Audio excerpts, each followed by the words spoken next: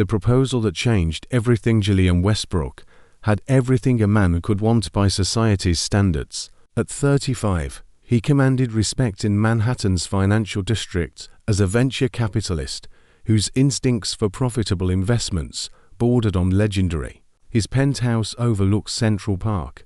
His car collection included vehicles most people only saw in magazines, and his calendar filled months in advance with meetings that could make or break companies. Yet despite all this abundance, Julian lived in a carefully constructed fortress of professional distance and emotional detachment. If you believe that true wealth lies not in bank accounts, but in human connection, stay until the end of this remarkable story. Subscribe now and turn on notifications, because what happens next will change how you see success forever. The morning had started like any other. Julian reviewed quarterly reports over expertly prepared espresso, his assistant confirming back-to-back meetings throughout the day. But then came the call that disrupted his perfectly ordered world. Richard Hammond, the investment titan whose backing could elevate Julian's firm to unprecedented heights, wanted to meet for dinner. The catch sent an uncomfortable jolt through Julian's practiced composure. "I only do business with people I truly know," Richard had said, his voice carrying the weight of old money and traditional values. "Bring your significant other, Victoria, and I look forward to getting to know you both as people, not just business profiles." Julian had ended the call and stared at his reflection in the floor-to-ceiling windows. A significant other. The term felt foreign, almost absurd. His last attempt at a relationship had ended 3 years ago, when Amanda, frustrated by his emotional unavailability, had walked away. Since then, Julian had convinced himself that relationships were liabilities, distractions from building something that truly mattered. An unexpected solution. Decision to hire someone for the evening came after 2 sleepless nights and a bottle of bourbon. Julian rationalized it as simply another business transaction. He needed a solution. Someone needed money. The arrangement seemed straightforward enough. His search led him through several awkward interviews with professional escorts and actresses, none of whom felt right. They were too polished, too obviously performing. Richard Hammond had built his fortune on reading people, and Julian knew anything artificial would be detected immediately. Then, on a Friday afternoon, Julian ducked into Riverside Books, a cozy independent bookstore he occasionally visited to escape his office suffocating efficiency. That's where he first noticed Nora Chen. She stood behind the counter, helping an elderly customer find a specific poetry collection, her patience evident as she climbed a ladder to reach the top shelf. Her dark hair fell in a practical braid down her back, and she wore simple clothes that had seen better days. But what caught Julian's attention was a genuine warmth in her voice. The way she seemed truly invested in helping this stranger find the perfect book. "The Rubaiyat of Omar Khayyam," she said, carefully descending with the volume. "One of the most beautiful explorations of mortality and living fully that's ever been written." "Your wife has excellent taste." The elderly man's eyes misted. "She did. Past 2 years ago. I'm trying to read all her favorite books. Feel close to her again somehow." Nora's expression softened with authentic compassion. "Then you're not just reading words, sir. You're having a conversation across time. That's the magic of books." Julian watched this interaction from the history section, something stirring in his chest that felt dangerously close to emotion. This woman possessed something he'd lost years ago, an ability to connect with people beyond transactions and utility. The uncomfortable proposition after the elderly customer left. Julian approached the counter, his rehearsed pitch suddenly feeling crude and inappropriate. Nora looked up from organizing receipts, her brown eyes intelligent and kind. "Can I help you find something?" she asked. Julian cleared his throat. "Actually, I have an unusual business proposition. Could we speak privately?" Nora's expression shifted to cautious curiosity. They moved to a quiet corner of the store, surrounded by philosophy texts and the faint smell of old paper. Julian explained the situation as delicately as possible, watching her face cycle through surprise, confusion, and something that might have been offense. "Let me understand," Nora said slowly. You want to pay me to pretend to be your girlfriend for one evening. I know how it sounds, Julian admitted, but I've watched you interact with customers. You're articulate, genuine, and you have this way of making people feel valued. That's exactly what I need. $5,000 for approximately 4 hours of your time. Nora laughed, but there was no humor in it. $5,000. That's more than I'm making 2 months here. I'm aware it's an unusual request, but I'm desperate, and I'm willing to compensate you fairly. The difficult decision. Nora turned away, her fingers trailing along book spines as she processed the offer. Julian waited, suddenly aware of how quiet the bookstore was, how the afternoon light filtered through dusty windows, how utterly bizarre this entire situation had become. My father has stage 3 lung cancer, Nora finally said, her voice barely above a whisper.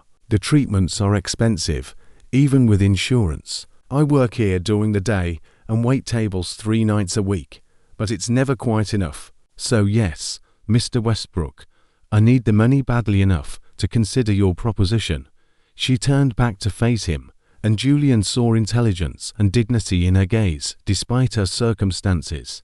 But I have conditions. I won't lie about my background. If anyone asks, I tell them the truth about who I am and what I do. I'll play the role of your girlfriend convincingly, but I won't pretend to be someone I'm not. Can you accept that? Julian found himself nodding, impressed by her terms. I can. Actually, I think your authenticity is exactly what will make this work. Then we have an agreement, Nora said, extending her hand. Her grip was firm, her palms slightly rough from honest work. When is this dinner? Saturday evening, 6 o'clock. I'll send a car to pick you up. We should meet beforehand to coordinate our story and make sure you're comfortable. Preparing the performance over the next 3 days, Julian and Nora met twice to prepare. The first meeting took place at a quiet cafe, where they constructed a plausible story about how they'd met. Nora suggested they keep it close to the truth. A chance encounter at her bookstore, shared interest in literature, a gradual friendship that deepened into something more. People can smell fabrication, she explained, stirring her coffee thoughtfully. But if we root the story in real details, it'll feel authentic, because parts of it are. Julian marveled at her insight. He'd spent years in negotiations and business meetings, but something about Nora's straightforward wisdom felt refreshing, almost revolutionary. The second meeting involved shopping for appropriate attire. Julian insisted on providing Nora with an evening gown, knowing Richard Hammond's dinners took place at restaurants where the dress code was strictly enforced. Nora resisted initially, uncomfortable with the expense, but eventually conceded. In the upscale boutique, surrounded by designer labels and attentive salespeople, Nora looked distinctly uncomfortable. But when she emerged from the dressing room in a midnight blue gown that somehow made her look both elegant and still entirely herself, Julian felt his carefully maintained professional distance waver slightly. You look beautiful, he said, meaning it more than he'd intended. Nora met his eyes in the mirror. I look expensive. There's a difference. Her words carried an edge that Julian couldn't quite interpret. As Saturday approached, he found himself thinking about Nora more than was strictly professional. She'd shared small details about her life during their meetings, her father's love of classic films, her childhood dream of becoming a writer, the way financial necessity had redirected her ambitions into survival mode. Saturday evening arrived with the weight of consequence. Julian picked up Nora from her modest apartment in Queens, noting how the neighborhood's character contrasted sharply with his own pristine world. She answered the door wearing the blue gown, her hair elegantly styled, looking nervous and determined in equal measure. Ready? Julian asked. Nora took a deep breath. As I'll ever be. Let's go convince some rich people that you're capable of human connection. Her dry humor made Julian smile genuinely for the first time in weeks. As they drove toward the restaurant, he realized this evening would either be the smartest business decision he'd made or the beginning of something far more complicated than a simple transaction. The performance begins. Restaurant Richard Hammond had chosen exemplified understated wealth. Cristallos occupied the top floor of a historic Manhattan building, where floor-to-ceiling windows offered spectacular city views, and each table provided intimate privacy. The Motta D recognized Julian immediately, guiding him and Nora through the hushed dining room, where conversations were conducted in cultured murmurs, and every detail spoke of refinement.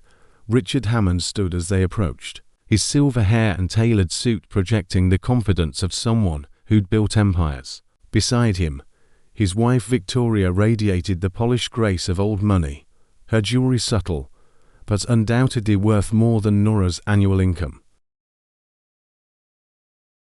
"Julian, wonderful to see you," Richard said, his handshake firm and assessing. His eyes moved to Nora with open curiosity. "And you must be the mysterious woman who's captured our young titan's attention." Nora smiled, extending her hand with surprising poise. "Nora Chen, the mystery is mostly that Julian keeps his private life private, which I appreciate about him." Victoria's eyes sparkled with approval. "How refreshing. So many young women today broadcast every detail of their lives online. Please, sit." The first course arrived as they settled into conversation. Richard led with questions about Julian's latest investments, territory where Julian felt comfortable and confident. But he noticed how Richard's attention kept drifting to Nora, observing how she listened, how she engaged with the conversation even when discussing subjects outside her expertise. "Nora, Julian mentioned you work in books," Victoria said during a pause. "Publishing. Actually, I work at an independent bookstore in Brooklyn," Nora replied without hesitation. "Riverside Books. We specialize in literature and philosophy." Julian tensed slightly, aware that this admission placed Nora in a completely different social stratum than the wealthy couple had likely assumed. But Richard leaned forward with genuine interest.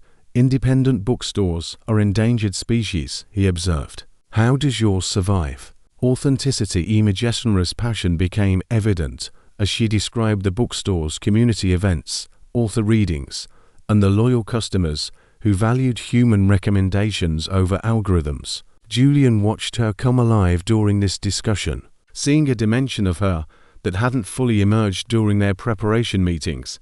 "There's something sacred about placing the right book in someone's hands," Nora explained, her eyes bright. "Last week, a teenager came in feeling lost about her future. I gave her The Alchemist. She came back 3 days later to tell me it changed her perspective. You can't quantify that kind of impact in profit margins, but it matters more than most things we chase." Victoria nodded thoughtfully. "That's a beautiful philosophy, though I imagine it doesn't pay particularly well." The comment wasn't unkind, merely observational, but Julian saw Nora stiffen slightly. Here was the moment where their different worlds collided most visibly. "It doesn't," Nora admitted, "but we all make choices about what we're willing to sacrifice for comfort. I'd rather struggle financially while doing something meaningful than be wealthy while feeling empty." The words hung in the air, and Julian realized with uncomfortable clarity that Nora had just articulated something he'd spent years avoiding thinking about. Richard and Victoria exchanged a glance that Julian couldn't quite interpret. The main course arrived, providing a brief respite from the intensifying conversation, but Richard wasn't finished probing. "How did you two meet?" he asked, cutting into his perfectly prepared steak. "The story must be interesting, given your different spheres." Julian opened his mouth to deliver their rehearsed narrative, but Nora spoke first. "Julian came into the bookstore looking for an escape," she said, and Julian's heart rate accelerated because this wasn't the script they'd agreed upon. He was surrounded by people all day, but desperately lonely. "I recognized that loneliness because I understood it. My father is dying of cancer, and some days the weight of that feels unbearable. We connected over shared isolation. Actually." The mask-cracked honesty in Nora's voice was devastating. Julian stared at her, stunned by this departure from their plan. Victoria's expression softened immediately, while Richard's assessing gaze sharpened with new interest. "I'm so sorry about your father," Victoria said gently. "That must be incredibly difficult." "It is," Nora continued, and Julian realized she'd committed to a path of complete authenticity. It forces you to confront what actually matters. All the superficial things we stress about become meaningless when someone you love is dying. You realize that connections, moments of genuine understanding, those are the only things that have real value. She turned to look at Julian, and something in her expression made his chest tighten. When I met Julian, I saw someone who'd forgotten that, someone who'd built this impressive life, but walled himself off from anything that might hurt him. I understood that too, because when you've been hurt badly enough, isolation feels safer than vulnerability. Julian felt exposed under her gaze, uncomfortably aware that Nora was saying things that were simultaneously not part of their arrangement and perhaps more true than anything he'd admitted to himself in years. Richard set down his fork, giving Nora his full attention. That's a remarkably mature perspective for someone so young. What changed? How did you two move from mutual isolation to this? He gestured between them. The unexpected truthner took a sip of wine, and Julian saw her hand trembling slightly. When she spoke again, her voice carried a weight that made Julian's rehearsed deceptions feel suddenly unbearable. We haven't entirely, she said quietly. Not yet. The truth is complicated. Julian and I are still figuring out whether we can bridge the distance between where we are and where we might want to be. He's afraid of being vulnerable. I'm afraid of being a financial burden. Those fears are hard to overcome.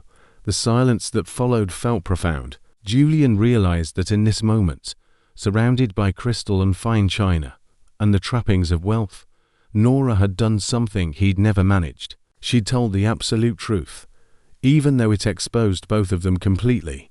Victoria reached across the table and gently touched Nora's hand. Darling, anyone who can articulate their fears, that clearly is already halfway to overcoming them. Richard studied Julian with new intensity. Julian, I've reviewed countless investment portfolios and business plans. I can spot manufactured confidence and hollow projections immediately. What I just heard from Nora is the rarest thing in our world. Genuine self-awareness and honesty about vulnerability. He paused, letting his words sink in. Do you know why I insist on these dinners? Because I've learned that how someone treats their partner, how they navigate relationship challenges, directly correlates with how they'll handle business adversity. Technical competence is easy to find. Integrity and emotional intelligence are not.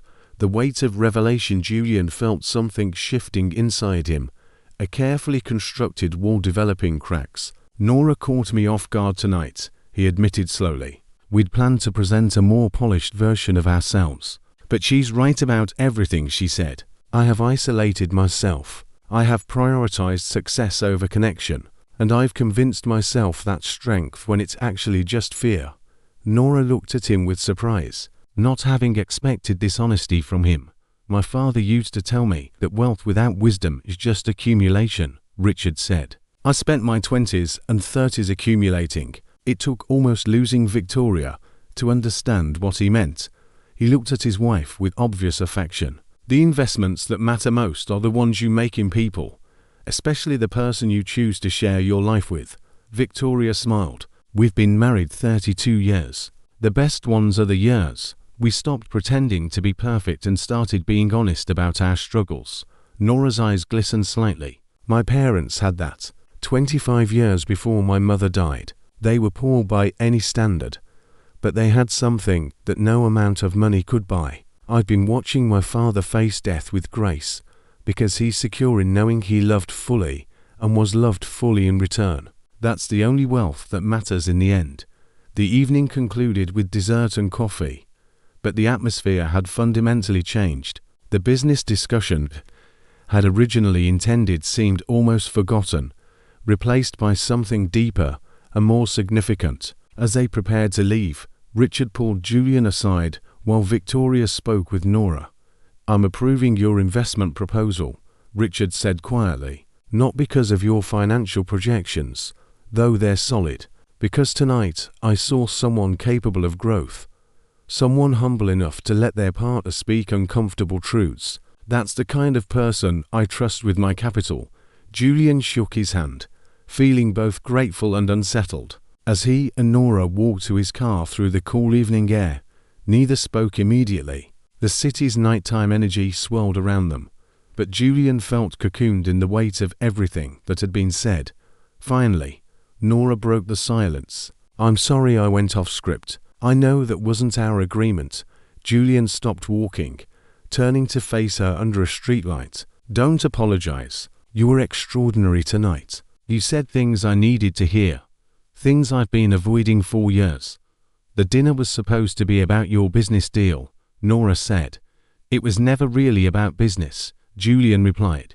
Understanding this truth fully for the first time, Richard was testing whether I'm capable of real human connection. "You proved I might be, even if I'm terrified of it." Nora met his eyes, and in that moment, the boundary between their arrangement and something genuine dissolved completely. The morning after, Julian couldn't sleep. At 3 a.m, he stood at his penthouse window, watching the city's sleepless lights, replaying every moment of the dinner. Nora's words echoed in his mind, each sentence stripping away another layer of the protective armor he'd spent years constructing. When dawn finally broke over Manhattan, he'd made a decision that terrified and exhilarated him in equal measure. He called Nora at 9 o'clock, a reasonable hour, but early enough to suggest urgency. "Did I fulfill my part of our arrangement?" Nora answered, her voice carrying a note of uncertainty that suggested she'd also spent a sleepless night. "You exceeded it in every way," Julian said. "But that's not why I'm calling. Can we meet?" "Not for anything planned or rehearsed. Just meet." The pause before her response felt eternal. "The bookstore opens at 10. I'll be there early doing inventory if you want to come by." Julian arrived at Riverside Books 40 minutes later, still wearing yesterday's suit, feeling distinctly out of place among the worn shelves and creaking floorboards. Nora looked up from organizing a display of poetry collections, her expression guarded, but curious. "You look terrible," she observed. "I didn't sleep. I kept thinking about everything you said last night." Breaking down Walsnora set down the books she'd been holding. "Julian, I need to be clear about something. Last night wasn't fair to you. You hired me for a performance, and I hijacked it for some therapeutic honesty session. That wasn't professional." "Nothing about last night was professional," Julian countered. "And that's exactly why it mattered. Nora, when you talked about your father, about what really matters, you articulated something I've been running from since my 20s. He moved closer, navigating between stacks of books. "After college, I fell in love with someone named Amanda. We were together 3 years. I was building my career, working constantly, convinced that once I achieved a certain level of success, everything else would fall into place. Amanda tried to tell me I was losing sight of what mattered, but I didn't listen. She left, and instead of learning from that, I decided the lesson was to never let anyone get close enough to distract me again." Nora listened without interrupting, her expression softening with understanding. "I've spent a decade perfecting emotional distance," Julian continued. "I convinced myself it was strength. Last night, you showed me it's actually just cowardice. The most successful business deal I've ever made means nothing compared to the honest conversation we had at that dinner table. So what happens now?"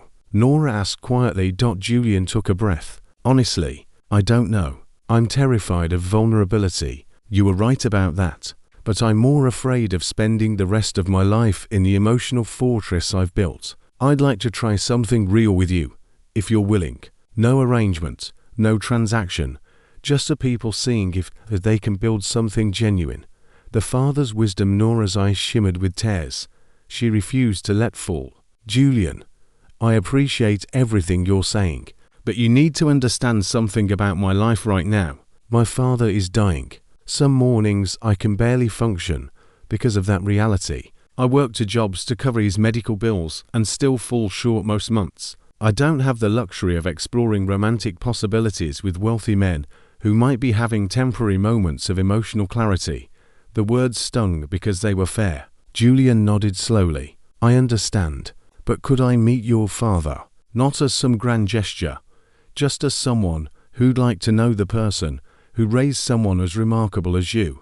Nora studied him for a long moment. My father is in home hospice. He has good days and bad days. Today is actually one of his better days. If you're serious about this, then yes, you can meet him. But Julian, understand that my life isn't some project you can fix with money. If you're looking for meaning by playing savior, I'm not interested. I'm not looking to save anyone, Julian said. I'm looking to learn what it means to actually live from people who understand that better than I do.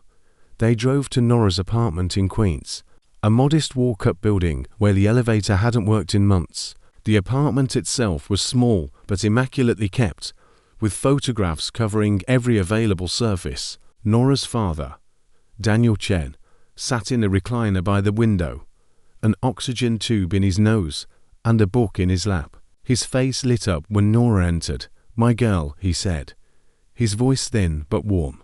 Then he noticed Julian, and his expression grew curious. "And who's this?" "This is Julian Westbrook," Nora said, and Julian heard the careful neutrality in her tone. "He's someone I met recently." "Julian, this is my father, Daniel." Julian approached and shook Daniel's hand gently, conscious of how frail the older man felt. But Daniel's grip was firm, his eyes sharp and assessing. "Lessons in living Westbrook," Daniel said thoughtfully. "Investment banking, venture capital," Julian corrected, impressed. "Same difference, gambling with other people's money." But Daniel smiled to show he meant no real offense. "Sit down, Julian. Tell me what brings you to my daughter." Julian sat in the chair Aura brought over, suddenly aware that he was about to be evaluated by someone whose opinion mattered immensely. "Honestly, Mr. Chen, I'm not entirely sure. I met Nora under unusual circumstances, and she said things that challenged everything I thought I knew about success and meaning. I wanted to know more about the person who shaped that perspective." Daniel studied him for a long moment. "Nora gets her clarity from her mother. Teresa had this way of cutting through nonsense, seeing directly to what mattered. She died 6 years ago, pancreatic cancer. Fast and brutal." His voice caught slightly. "Nora was there every day of those final months. She dropped out of her master's program in literature to take care of her mother. Never complained once." Julian glanced at Nora, who turned away to organize medication bottles, her shoulders tense.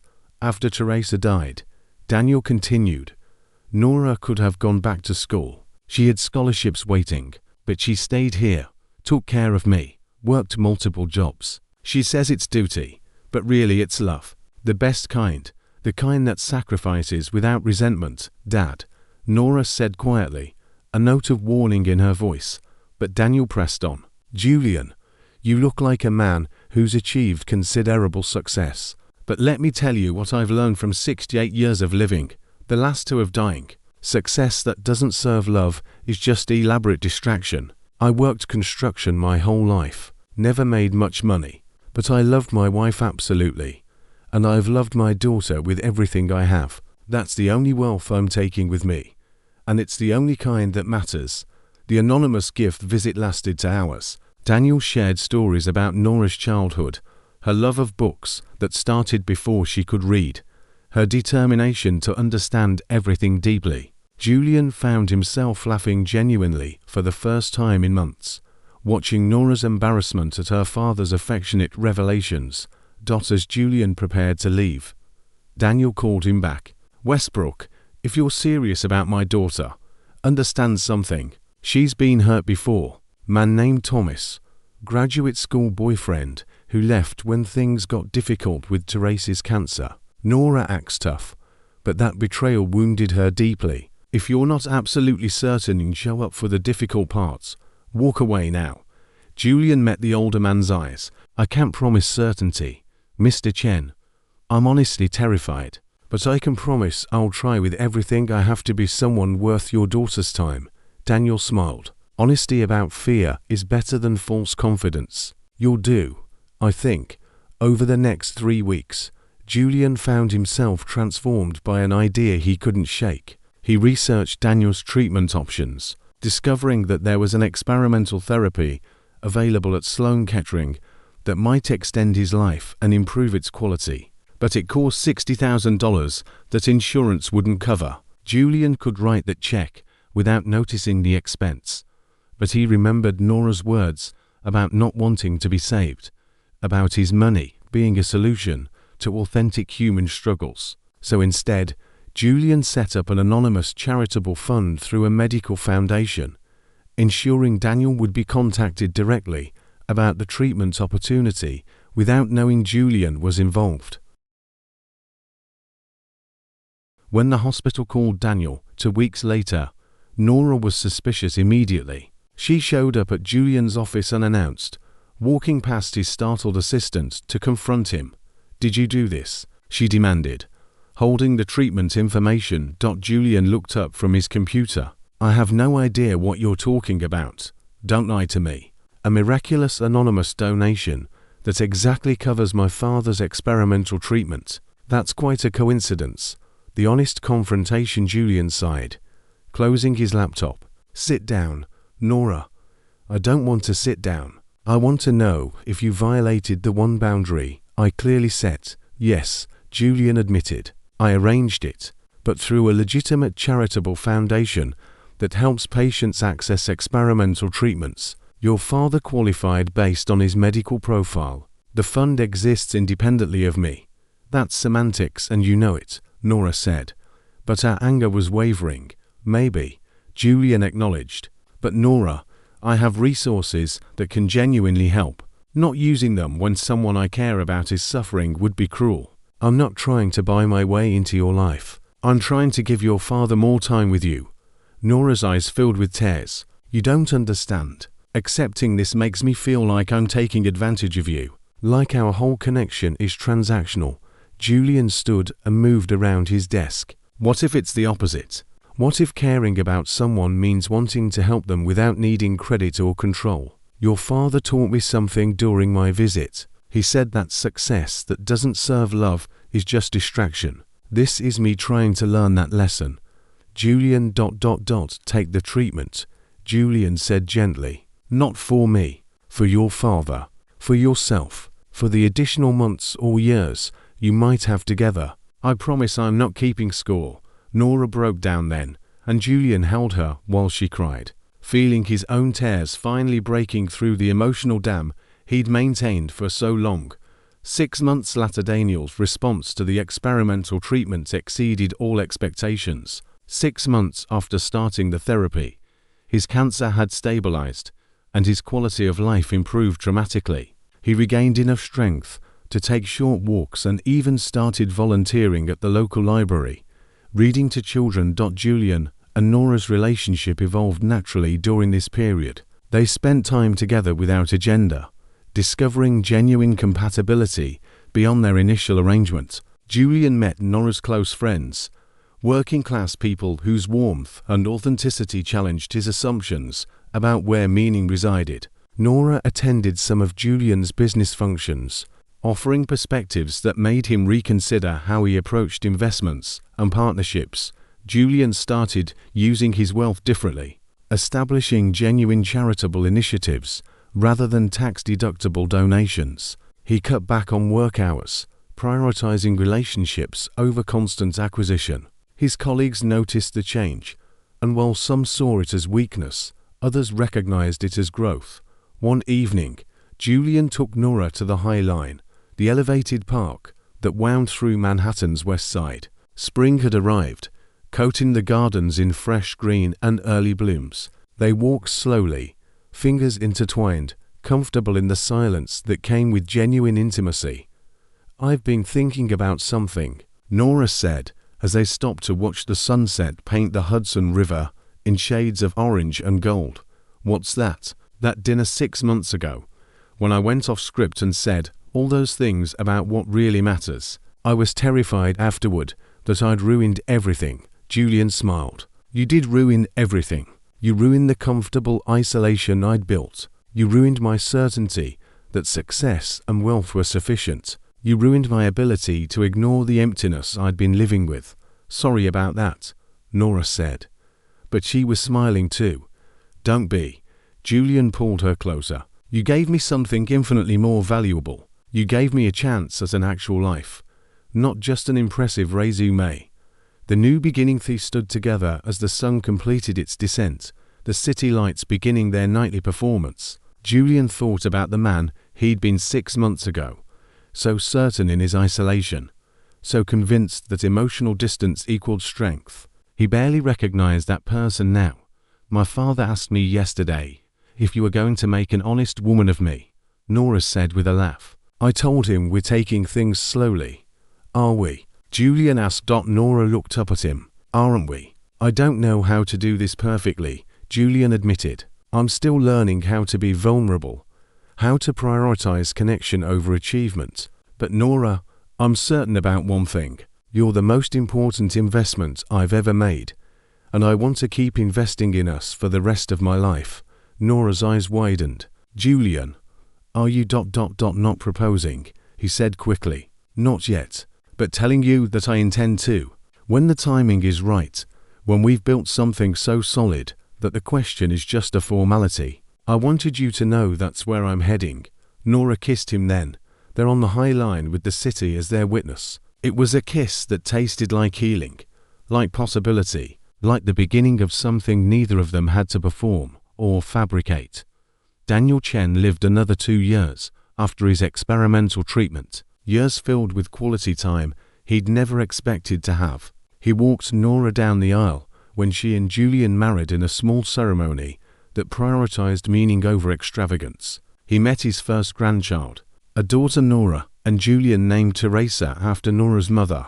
When Daniel finally passed, peacefully in his sleep, he left behind a legacy that had nothing to do with wealth and everything to do with love lived fully. At his memorial service, Julian spoke about the man who taught him that true success was measured in relationships rather than returns, in vulnerability rather than invulnerability. Julian never forgot the lesson learned that night at Cristallo's, when Nora had courageously abandoned their script and spoken uncomfortable truths. That dinner had cost him his comfortable isolation, but had given him an authentic life in return. It remained the best deal he'd ever made, and the only transaction that truly mattered. Years later, when people asked Julian about his success, he'd smile and say that he'd been fortunate in business, but his real wealth, the kind that actually mattered, had begun the moment a bookstore employee decided honesty was more important than performance. Everything meaningful in his life